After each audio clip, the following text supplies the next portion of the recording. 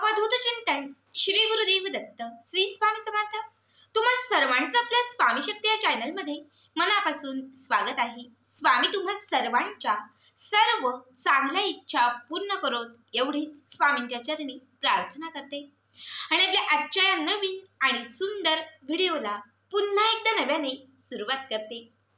भक्तांनो, बघा, आजच्या या व्हिडिओमध्ये मी तुम्हाला हळदीचा एक अत्यंत प्रभावी उपाय सांगणार आहे। खरं तर हळद ही आपल्या ज्योतिषशास्त्रामध्ये, धर्मग्रंथामध्ये आणि आपल्या पुरातन शास्त्रामध्ये अत्यंत शुभ आणि महत्त्वाची मानली जाते। हळदीचे उपाय करून आपण आपल्या जीवनामध्ये श्रीमंतीचे योग आणू शकतो। तर हळदीचे उपाय करून आपलं जे दुर्भाग्य आहे हे दुर्भाग्य आपण बदलवू शकतो। बघा, हळद अशी गोष्ट आहे जिच्यामध्ये दैवी शक्तीचा वास आहे। प्रत्येक शुभ कार्यामध्ये हळद वापरली जाते। प्रत्येक शुभ कामाची सुरुवात करताना हळदीपासूनच ती केली जाते। घरामध्ये एखाद्या व्यक्तीचं जर लग्न जमलं तर सगळ्यात पहिला कार्यक्रम आपण हळद लावण्यापासून किंवा हळदी कुंकवाचाच करत असतो। बघा, जर एखाद्या व्यक्तीला स्किनचा आजार असेल, हळद अंघोळीच्या पाण्यात घातल्याने आणि त्या पाण्याने स्नान केल्याने आपले स्किनचे जे आजार आहेत हे आजार नष्ट होतात। आपल्या घरामध्ये आपण जी भाजी बनवतो, जे जेवण बनवतो, यामध्ये आपण दररोज हळद घालतो। ही हळद घातल्याने आपल्या जेवणाला एक रंग चढतो आणि आपल्या जेवणाला एक चव देखील येते। म्हणजे हळद आपल्या आयुष्यामध्ये रंगही भरते आणि चव देखील आणते। बघा, हळदीचे उपाय केल्याने आपला जो गुरुग्रह आहे हा गुरुग्रह देखील मजबूत होतो आणि एकदा की गुरुग्रह मजबूत झाला की आयुष्यामध्ये सर्व अडथळे दूर होतात, संकटे दूर होतात आणि प्रत्येक गोष्टीमध्ये यशाची जी प्राप्ती आहे ती भरभरून होते। बघा, हळद पुन्हा एकदा सांगते, हळद ही इतकी महत्त्वाची असते की हळदीचे उपाय आपण जर मनापासून भक्तीने, श्रद्धेने केले तर आपल्या आयुष्यामध्ये असलेले जे दारिद्र्य आहे हे दारिद्र्य संपत जाते आणि आपल्या जीवनामध्ये भरभराट येते। याच हळदीचा एक विशेष प्रभावी उपाय मी तुम्हाला आजच्या या व्हिडिओमध्ये सांगणार आहे। बघा, 21 दिवस सलग हा उपाय तुम्हाला करायचा आहे। 21 दिवसांच्या आत तुमच्या घरामध्ये भरभरून संपत्ती येईल। कितीही गरिबी असेल आणि कितीही दारिद्र्य असेल, त्या दारिद्र्याचा आणि गरिबीचा नाश होईल। हळद अशी गोष्ट आहे जी माता लक्ष्मीला अट्रॅक्ट करते, म्हणजे माता लक्ष्मीला आकर्षित करते आणि माता लक्ष्मी एकदा आपल्या घराकडे, आपल्या जीवनाकडे आकर्षित झाली तर लक्षात घ्या, आपल्या घराची, आपल्या जीवनाची भरभराट होते। हा उपाय 21 दिवस केल्याने तुमच्या आयुष्यामध्ये जे दारिद्र्य आहे ते समाप्त होईल आणि तुमचे जे नशीब आहे ते नशीब तुम्हाला साथ देईल। दिवस पालटायला लागतील, घरामध्ये चहूबाजूनी पैसा येईल आणि विशेष म्हणजे आलेला पैसा टिकायला लागेल। बऱ्याच वेळा काहीही केलं, कष्ट, मेहनत, उपाय, सेवा करून खूप कमाई आम्ही तय करतो, आमच्याकडे येतं, यायला काहीही कमी नाहीये, यायला भरभर येतं, पण ते टिकत नाही, ते स्थिर नाही, ते घरामध्ये राहतच नाही। बघा, लक्ष्मी येणं खरं तर सोपं आहे, पण ते टिकणं खूप अवघड आहे, कारण ती खूप चंचल आहे। आत्ता जो उपाय सांगणार आहे तो केल्याने लक्ष्मी येईलही आणि लक्ष्मी टिकेलही। आता जास्त वेळ न घेता काय उपाय आहे, कुठली सेवा करायची आहे, हे सगळं काही पुढे मी तुम्हाला सांगणार आहे। फक्त त्यासाठी आपला आजचा हा व्हिडिओ शेवटपर्यंत व्यवस्थित बघा आणि जे कोणी आपल्या चॅनलवरती नवीन असतील त्यांनी लगेचच आपल्या चॅनलला सबस्क्राईब करा, कारण तुम्ही आपल्या चॅनल सबस्क्राईब केल्यामुळे मी पुढचे जे व्हिडिओ बनवेन ते सर्वात आधी तुम्हा सर्वांपर्यंत पोहोचतील। बघा, हा उपाय आपण कुठल्याही मंगळवारी, शुक्रवारी किंवा मग पौर्णिमेला करायचा आहे, कारण हे तीनही जे दिवस आहेत ते माता लक्ष्मीसाठी समर्पित आहेत। माता लक्ष्मीला प्रसन्न करणारे आणि माता लक्ष्मीची कृपा प्राप्त करून घेणारे हे वार आहेत, म्हणून या तिघांपैकी कुठल्याही दिवसापासून तुम्ही ही सेवा करू शकतात। यासाठी काय करायचं आहे, तुम्हाला साहित्य काय लागेल ते अगोदर सांगते। सगळ्यात पहिली गोष्ट लागणार आहे ती म्हणजे काचेची बरणी। खूप मोठी नको, अगदी छोटीशी इतक्या साईजची असणारी एक काचेची बरणी घ्यायची आहे आणि त्यामध्ये मावेल एवढी मूठभर, 2 मूठभर तुम्हाला हळद घ्यायची आहे। हळद ही व्यवस्थित असावी। स्वयंपाकघरामध्ये जी हळद आपण वापरतो ती घेतली तरीही चालेल किंवा पूजेच्या साहित्यात आपण जी हळद वापरतो ती घेतली तरीही चालेल। या सोबत आपल्याला 2 सुक्या मिरच्या घ्यायच्या आहेत, लाल रंगाच्या 2 सुक्या मिरच्या घ्यायच्या आहेत आणि 5 तुम्हाला जायफळ घ्यायचे आहेत। पूजेचं साहित्य जिथे मिळतं किंवा किराणा दुकान जिथे मिळतं तिथे तुम्हाला ऑब्विसली हे 5 जायफळ सहज मिळतील.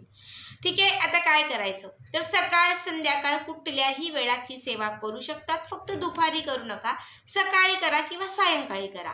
ठीक आहे. आपलं जे देवघर आहे या देवघराच्या समोर बसून केली तरीही चालेल किंवा घरातील पूर्व दिशा, उत्तर दिशा जी असते, ईशान्य दिशा, त्या दिशेला बसून केली तरीही चालेल. या दिशेला एक आसन टाकून बसायचं आहे. त्यासोबत आपल्या समोर, देवघराच्या समोर जरी केला असेल तरी त्याच्या समोर किंवा बाजूला एक चौरंग ठेवायचा आहे किंवा एक छोटासा पाट ठेवून दिला तरीही चालेल. पाटावरती एक स्वच्छ सुंदर वस्त्र अंथरायचं आहे आणि त्याच्यावरती तुम्हाला ही काचेची बरणी ठेवून द्यायची आहे. ठीक आहे.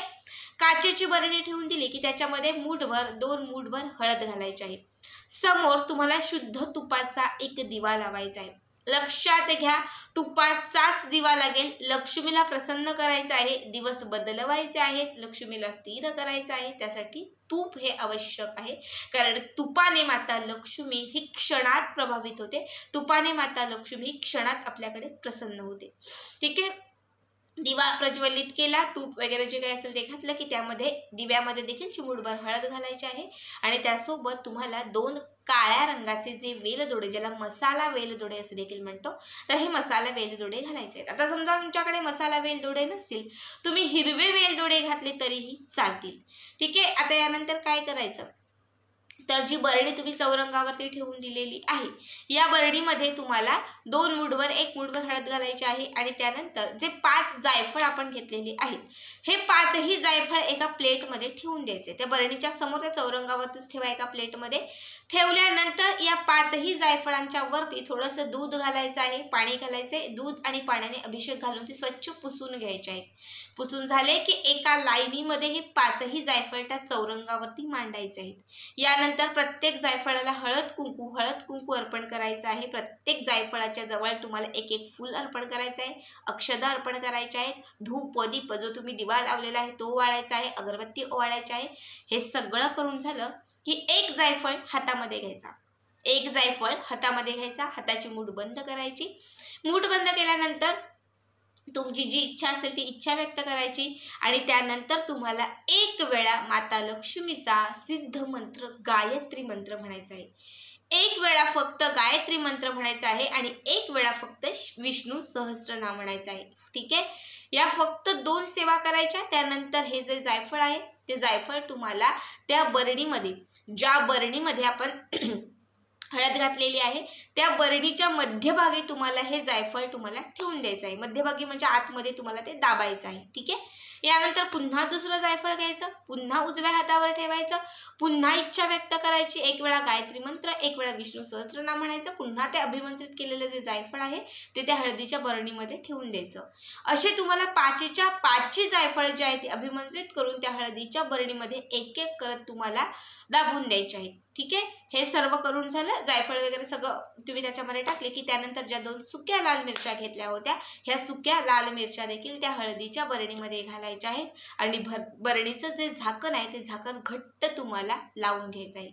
झाकण लावून झालं की त्यानंतर या बरणीला तुम्हाला कलाव्याच्या 7, म्हणजे जो लांब कलावा असं बघा, एकदम अखंड आहे म्हणतो, छोटा आहे म्हणतो, लांब कलावा घ्यायचा आहे. लाल पिवळ्या रंगामध्ये मिळेल. फक्त लाल पाहिजे लाल मिळेल, पिवळा पाहिजे तर पिवळा मिळेल.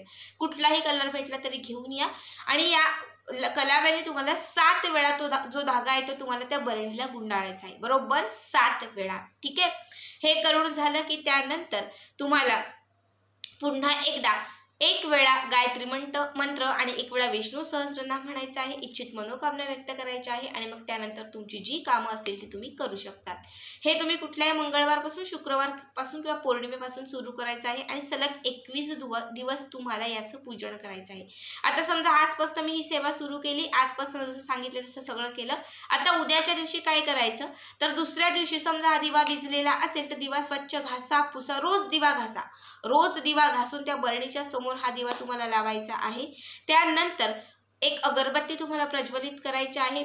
आता बरणीचं जे झाकण आहे ते उघडायचं का, तर नाही. 21 दिवसांमध्ये बरणीच्या झाकणाला हात लावायचा नाही, बरणीलाही स्पर्श करायचा नाही, काहीच नाही. फक्त त्या बरणीच्या समोर बसायचं, एक वेळा गायत्री मंत्र, विष्णू सहस्त्रनाम म्हणायचा, दिवा ओवाळायचा आणि त्याचबरोबर उदबत्ती ओवाळायची. जसं माता लक्ष्मीचं पूजन करतो त्याच पद्धतीने तुम्हाला त्या बरणीचं माता लक्ष्मी स्वरूप समजून पूजन करायचं आहे. ठीक आहे. 21 दिवस पूर्ण झाले.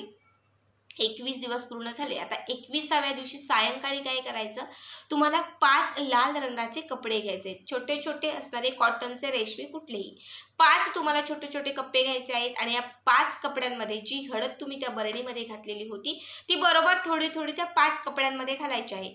एक एक मुठीमध्ये घ्या आणि 5ही कपड्यांमध्ये समान पद्धतीने ती तुम्हाला ठेवून द्यायची आहे. ठेवल्यानंतर जे 5 जायफळ आपण अभिमंत्रित करून जे हळदीच्या बरणीमध्ये घातलेले आहेत, हे अभिमंत्रित केलेले जायफळ देखील तुम्हाला एक एक करत 5च्या 5 जायफळ तुम्हाला त्या हळदीच्या वरती ठेवून द्यायचे. ठीक आहे.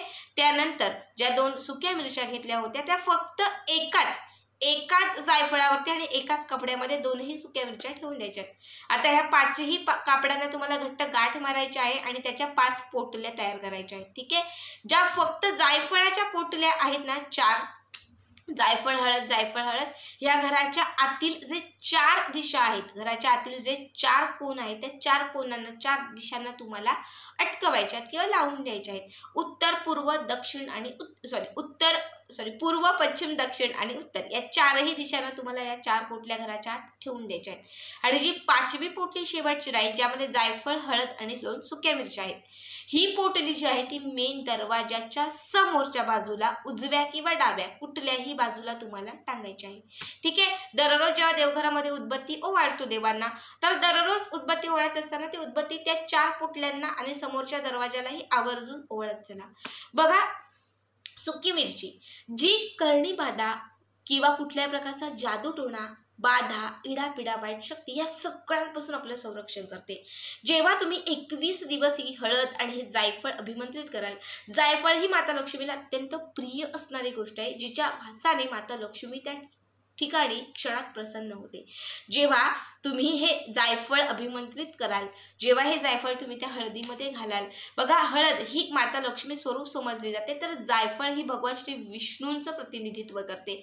जेव्हा या दोन्ही गोष्टी एकत्रित असतील तेव्हा या दोघांचाही आशीर्वाद तुमच्या घरामध्ये प्राप्त होईल. आणि लक्षात घ्या, ज्या घरामध्ये भगवान श्री विष्णूंची सेवा केली जाते त्या घरातील माता लक्ष्मी ही नेहमी स्थिर असते. जेव्हा तुम्ही 21 दिवस या दोघांची सेवा कराल, तुम्ही हळद आणि जायफळ दोनही गोष्टी एकत्रित ठेवून अभिमंत्रित कराल आणि जेव्हा 21 दिवसानंतर घरातल्या 4 दिशांना तुम्ही याच्या पोटल्या करून मानाल, तेव्हा तुमच्या घरामध्ये 4ही दिशांनी पैसा येईल, 4ही दिशांनी पैशाचा ओघ वाढेल, माता लक्ष्मी तुमच्या घरामध्ये जागृत राहील, माता लक्ष्मी आणि भगवान श्री विष्णूंचा भरभरून तुमच्या घरामध्ये आशीर्वाद राहील. जेव्हा तुम्ही ती लाल सुक्या मिरचीची आणि जायफळ हळद घातलेली पोटली घराच्या मुख्य दरवाजाला टांगाल, तेव्हा लक्षात घ्या तुमच्या घरामध्ये कुठलीही वाईट शक्ती प्रवेश करणार नाही, तुमच्या घराचं नेहमी संरक्षण होत राहील. तुमच्या घरामध्ये कुणीही कितीही काही करण्याचा प्रयत्न केला, बघा घरात येणारा प्रत्येक व्यक्ती हा चांगल्या मनाने चांगल्या वृत्तीने येतो असं नाही. बऱ्याच वेळा लोकांच्या मनात वेगवेगळ्या गोष्टी असतात, आपलं चांगलं झालेलं बघवत नाही, मनात अनेक गोष्टी ठेवून आपल्या घरात प्रवेश करत असतात. मात्र कितीही मनात वाईट गोष्टी असतील तरी आपलं काहीच वाईट होणार नाही, कारण आपण हा जो उपाय केलेला आहे तो उपाय आपलं आणि आपल्या कुटुंबाचं, आपल्या घराचं सतत संरक्षण करत राहील.